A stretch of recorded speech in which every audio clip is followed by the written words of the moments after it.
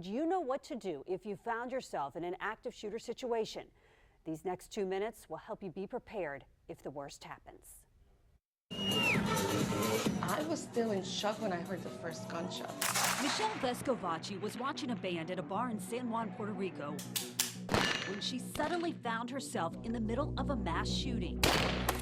You don't have enough time to think where to run or how to react if you have to immediately go to the floor, which is probably what I should have done. But now, after taking this training, obviously I'm more aware of the things that I need to do. But you see something, you say something. She's talking about active shooter training at the Northeast Florida Safety Council, We will remain calm. where she now works. How many know how to put on a tourniquet? Instructor Frankie Carpenter teaches run, hide, and as a last resort, fight. If you can find a way to get away, get away.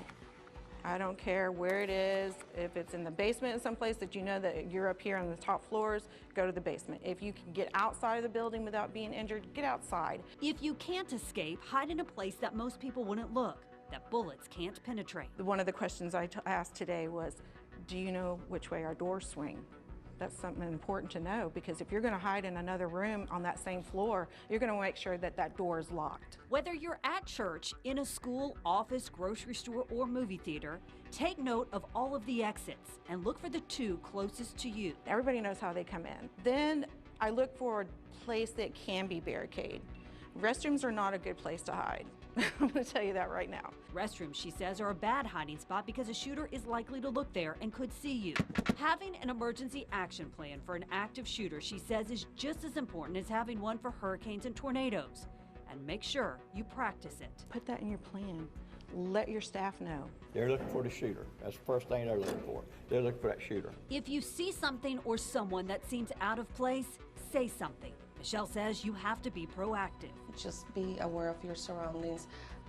Know exactly what to do and share that with your family, your friends. I just don't know how to even explain in words the fear, the terror that you go through when you think that, okay, this is my last hour, it's my last day.